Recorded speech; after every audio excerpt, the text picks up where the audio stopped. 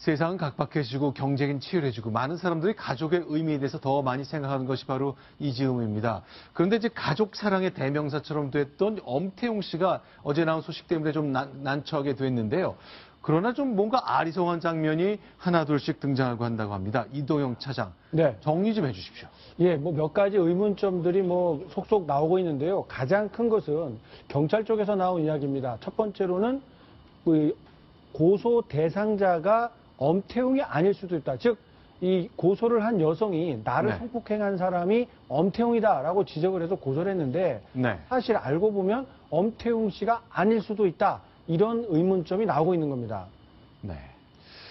뭐 어제 이제 언론 보도에서 경찰 네. 관계자 그렇게 얘기했다라는 거죠. 엄태웅 씨가 아닐 수도 있잖아요. 고소인이 착각할 수도 있죠. 이런 얘기를 한 것입니다. 네. 고소인의 진술이 어떻게 나오기 때문에 관계자가 저렇게 얘기했는지는 아직까지 알려지고 있지 않으나 네. 현재까지 상황으로 봤을 때는 뭐 일단 원론적인 저는 언급이라고 보이는 게 이 네. 엄태웅 씨 사건이 최근에 있었던 이준욱 씨 사건이나 네. 박유천 씨 사건과는 조금 더 다른 측면들이 있어요. 네. 앞서서 두 사건 같은 경우에는 성관계를 한 것은 뭐 DNA 검사 떠나서 그 박유천 씨나 이준욱 씨도 모두 인정한 사실이거든요. 네. 강제로 했느냐 안 했느냐 이것만 수사기로 입증하면 됐는데 이 엄태웅 씨 사건은 그 앞서 두 단계 더 거쳐야 됩니다. 첫째, 엄태웅 씨가 거기에 간 게 맞느냐가 하나. 네. 그리고 갔는데 성관계를 했느냐. 했다면 강제로 했느냐. 이 3단계 입증을 거쳐야 되는 것이기 때문에 경찰 입장에서 굉장히 더 어려운 수사가 될 수밖에 없고 더군다나 6개월이나 지난 일입니다. 그래서 이제 경찰은 가장 먼저 앞단에 제일 첫 번째 해야 될 거 엄태웅 씨가 거기에 갔느냐 안 갔느냐 여기서부터 출발해야 되기 때문에 고소인 그 피해 여성이 엄태웅 씨를 다른 사람과 다른 사람은 엄태웅 씨를 착각할 수도 있죠라는 원론적인 언급을 현재까지는 한 것으로 보입니다. 자, 또 하나 궁금한 게 또 하나 있습니다. 이제 사건 발생한 지 6달이 지난 다음에 나 성폭행 당했다라고 고소했단 말이죠. 뭐 자연스러워 보이진 않습니다. 그렇습니다. 이런 점에 일반인들까지도 되게 큰 의문을 갖게 되는 대목인데요. 성폭행을 당했다. 그러면은 당장 경찰서에 가든지 뭐 물증이 뭐 천년만년 남아 있는 건 아니기 때문에 빨리 피해 복구를 당하고 그다음 처벌하기 위해서 경찰서를 찾아가는 게 당연한 이치인데 6개월이나 지나서 고소장을 제출했다.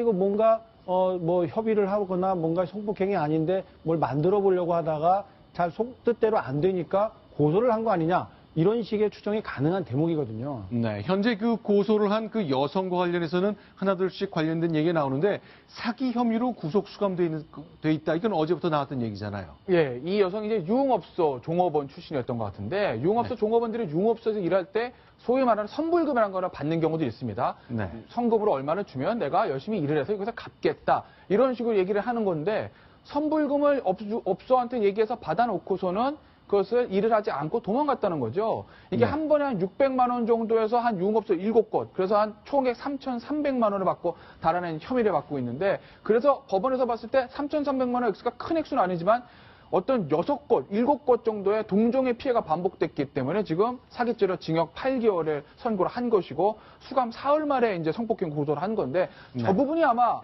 엄태웅 씨에게는 굉장히 유리하게 적용이 될 겁니다. 실제로 엄태웅 씨도 아마 피의자 조사를 받을 거고요. 그 과정에서 엄태웅 씨도 이런 얘기를 할 겁니다. 자, 사건 6개월 지나서 고소를 했다. 그리고 이 여자는 거짓말을 한 사기로 실형을 받고 복역하고 있는 사람이다. 이런 사람의 말을 어떻게 믿을 수 있겠냐는 아마 나는 주장을 하면서 피해 여성의 진술의 신빙성을 굉장히 다툴 겁니다. 자, 또 하나 있죠. 그렇습니다. 또 한 가지가 있는데요. 이 엄태웅 씨가 얼굴도 잘 알려져 있는데 오피스텔에 있는 마사지 업소를 혼자 찾아갔느냐. 그러니까 성폭행 여부를 떠나서 그런 약간 그 일반의 인식이 좋지 않은 그런 게 현실인 오피스텔 마사지 업소를 얼굴이 잘 알려진 유명 연예인 엄태웅 씨가 제 발로 혼자 거길 갔겠느냐. 이런 의문점을 또 낳고 있습니다.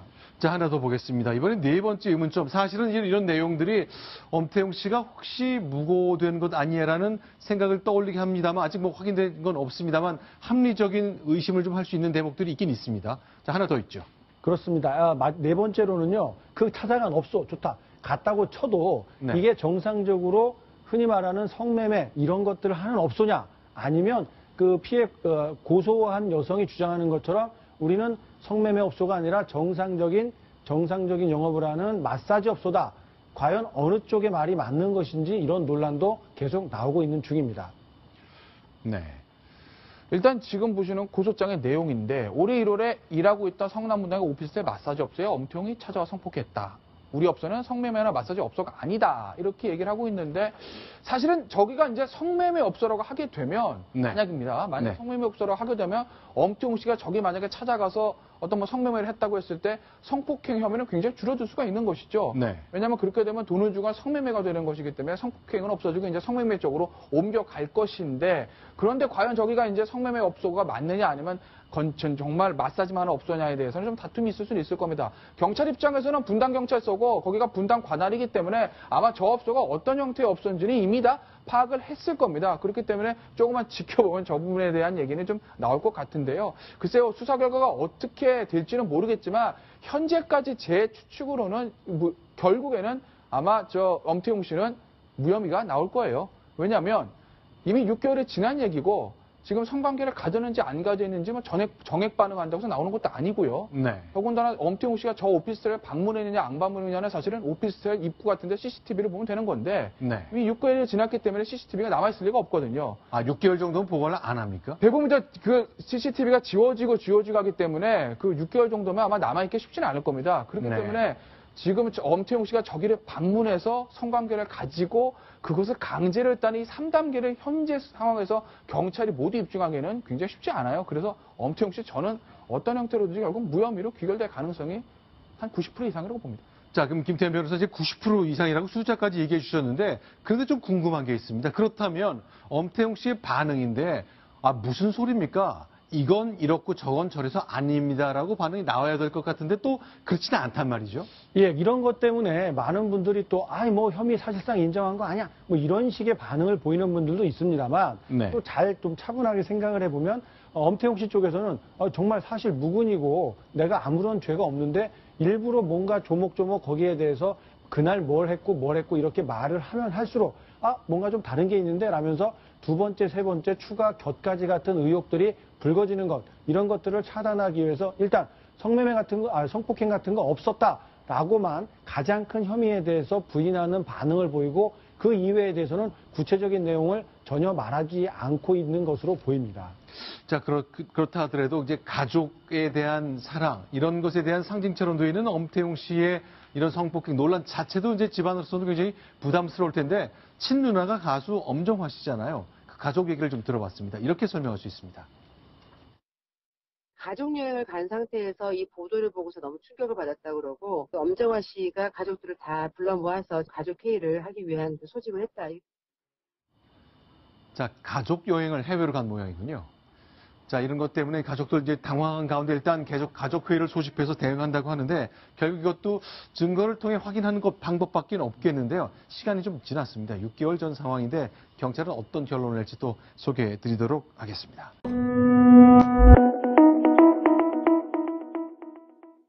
같은 경우에는 성관계를 한 것은 뭐 DNA 검사 떠나서 그 박유천 씨나 이준희 씨도 모두 인정한 사실이거든요. 네. 강제로 했느냐 안 했느냐 이것만 수사기로 입증하면 됐는데 이 엄태웅 씨 사건은 그 앞서 2단계 더 거쳐야 됩니다. 첫째, 엄태웅 씨가 거기에 간 게 맞느냐가 하나. 네. 그리고 갔는데 성관계를 했느냐.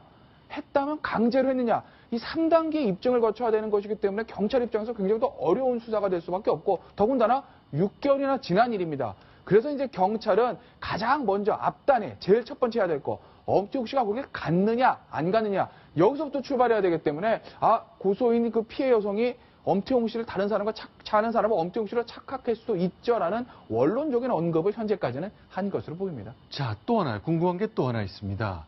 이제 사건 발생한 지 6달이 지난 다음에 나 성폭행 당했다라고 고소했단 말이죠. 뭐 자연스러워 보이진 않습니다. 그렇습니다. 이런 점에 일반인들까지도 되게 큰 의문을 갖게 되는 대목인데요. 성폭행을 당했다. 그러면은 당장 경찰서에 가든지 뭐 물증이 뭐 천년만년 남아있는 건 아니기 때문에 빨리 피해 복구를 당하고 그다음 처벌하기 위해서 경찰서를 찾아가는 게 당연한 이치인데 6개월이나 지나서 고소장을 제출했다?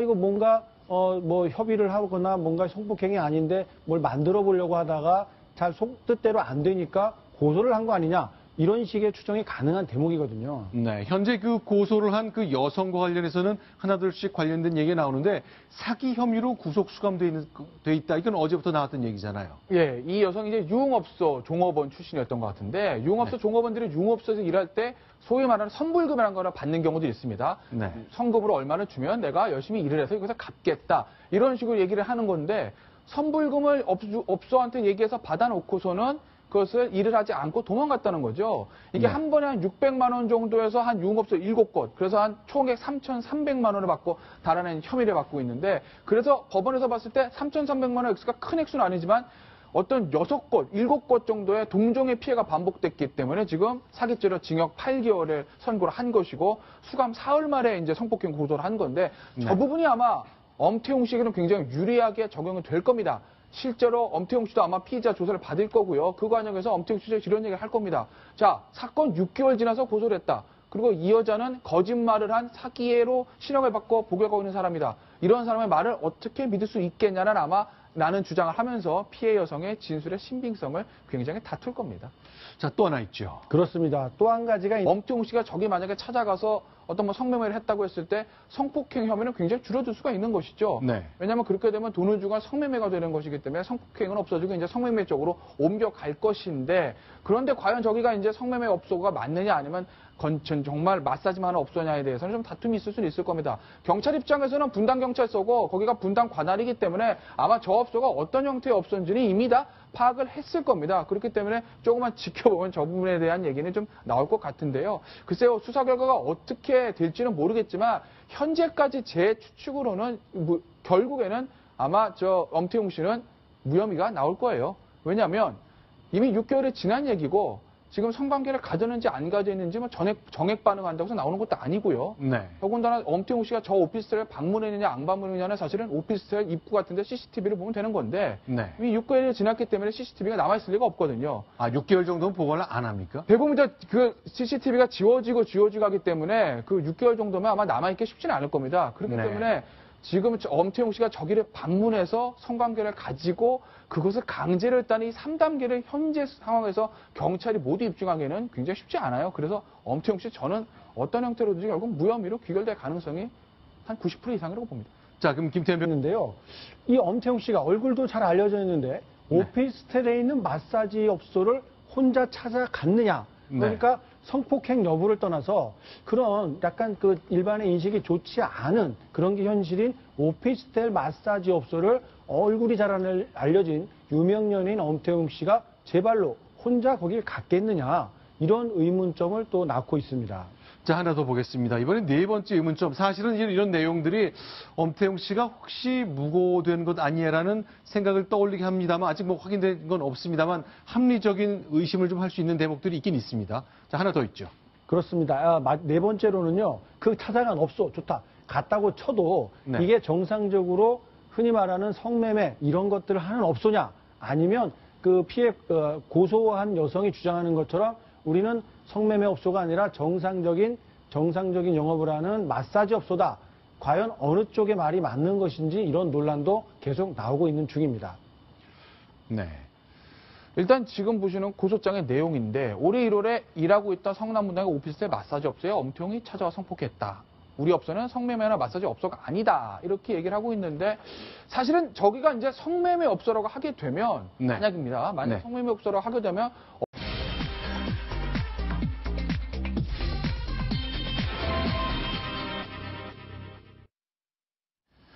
세상은 각박해지고 경쟁은 치열해지고 많은 사람들이 가족의 의미에 대해서 더 많이 생각하는 것이 바로 이지음입니다. 그런데 이제 가족 사랑의 대명사처럼 됐던 엄태웅 씨가 어제 나온 소식 때문에 좀 난처하게 됐는데요.